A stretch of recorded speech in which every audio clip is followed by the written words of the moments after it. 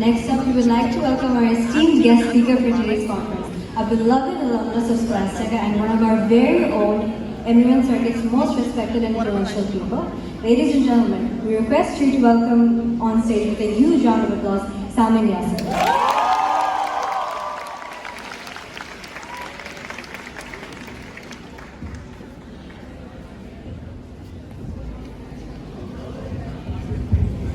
Hello. Okay guys, can I please get your attention? Nice. So first and foremost, it feels so nostalgic to be back here. To be here on this podium after 3 whole years, because the last time I was here was in SCOMUN 2019. As in SCOMUN 5, which took part in 2019. So yeah, I mean, being able to meet the younger people in the secondary board members, as well as my beloved teachers, being able to bond with them, it just felt amazing, and I'm so happy to be back. So I contemplated for a while last night as to what I can say to you guys in this duration that I have, where I can give you guys, interact with you guys properly. I was thinking of talking about something which won't hopefully bore you or make you yawn through it, because I know that at this point, a lot of you are very excited for the award ceremony. At the same time, maybe some of you were quite tired and you want to just go back home and chill. So I ended up thinking about talking to you guys about something very basic, but it's not reiterated enough as much. And it's basically talking about the significance of MUNs, but I won't do it in the traditional corner way. Instead, I want to do it by sharing with you guys basically 2 personal stories. For example, when I first started 5 years ago, by the way, my first MUN was here in SCOMUN. It was SCOMUN 3. I was sitting like you guys as one of the delegates here as well. So when I first started MUNs 5 years ago in 2017, it was the thing. Like it was fresh off into the Bangladeshi high school MUN circuit, and everyone was doing it. And I remember getting an award, like a best delegate or an outstanding delegate in an MUN conference back then was a huge deal. I mean, it is still now, but back then, since it was fresher, it just had a bit more charm to it. So I think over time, as more institutions started organizing MUNs, and as delegates started becoming better, and more people started getting awards, I think, as I said, as of late, it might not be as glamorous as it was before.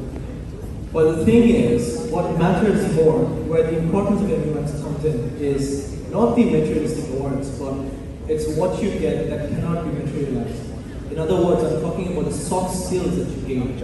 I mean, sure, having a best delegate or also delegate award under your belt is very significant. It's a good thing to boast as well.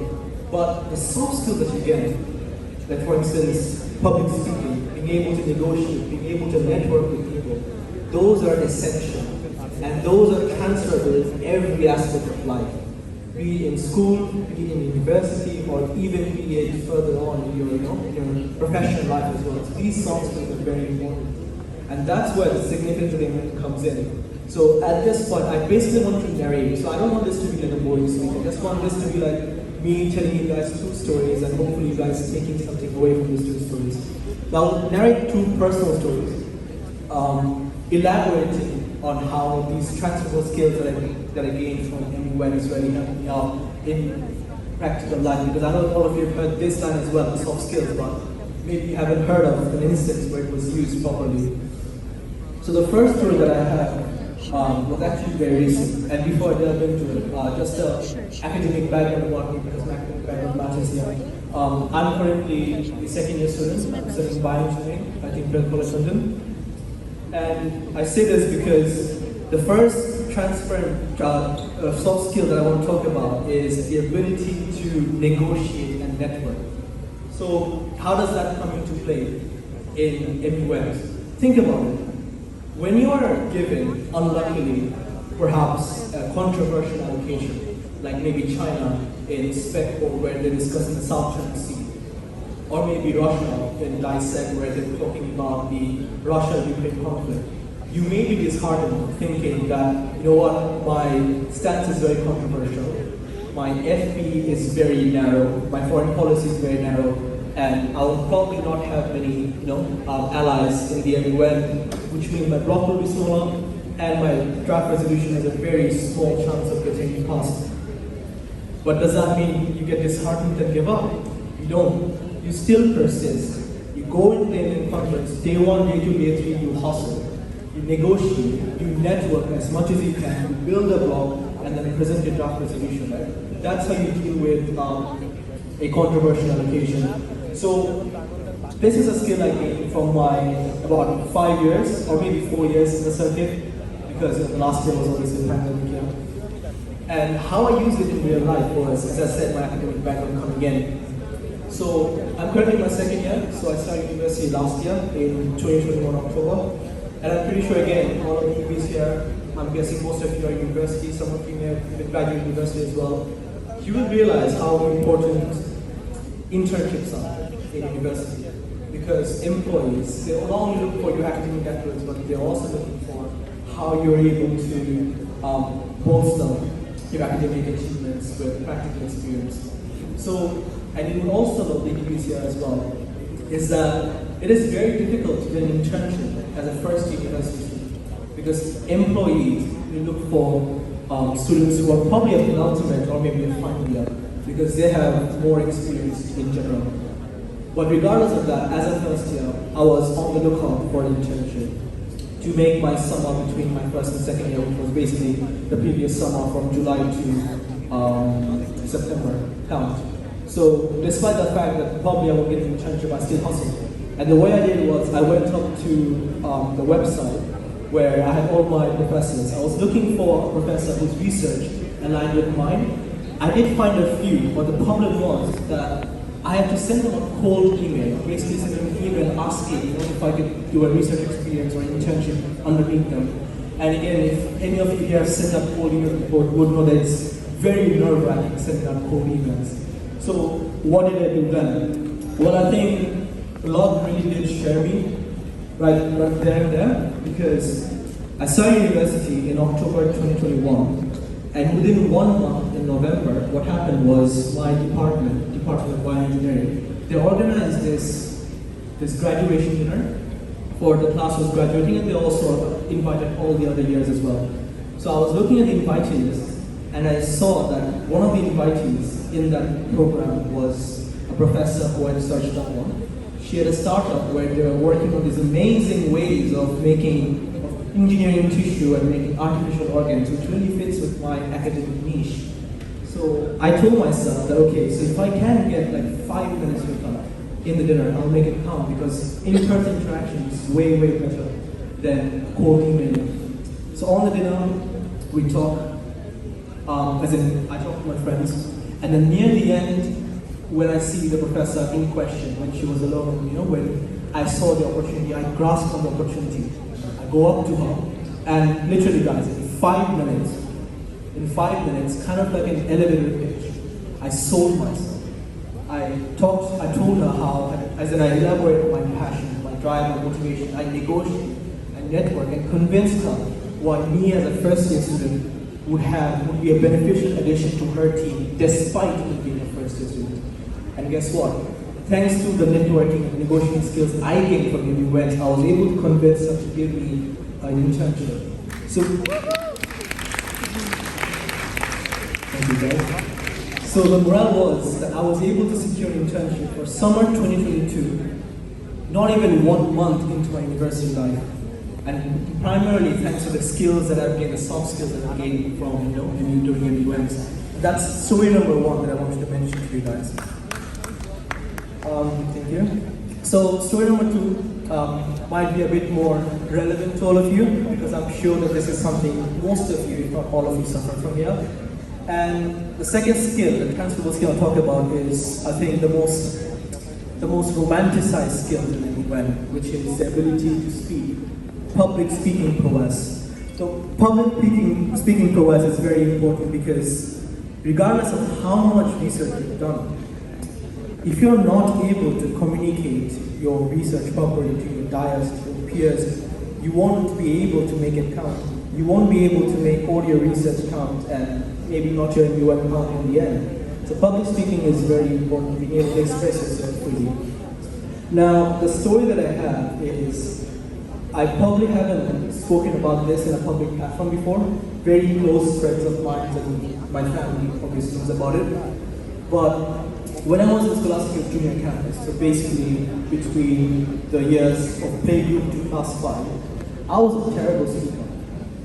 But when I say terrible, I mean very terrible.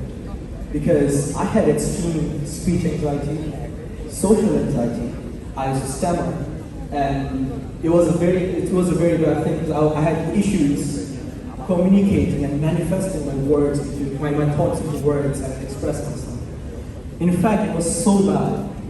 I distinctly remember, I think I was in playgroup or nursery. My class teacher back then, she told my mom, in I think a report card day, she asked my mom to get me enrolled to speech therapy. It was that bad. But the thing is, my mom didn't enroll me to speech therapy in the end because she had faith in me that naturally it would get better. So when I came up to class 8, I believe, I saw MUN again start becoming a huge thing.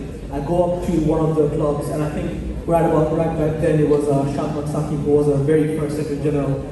He was leading the club, and then to repeatedly going in, I was completely intrigued because this theory of hypothetically representing a country, being a delegate, and just exploring foreign policies, it just struck out to me.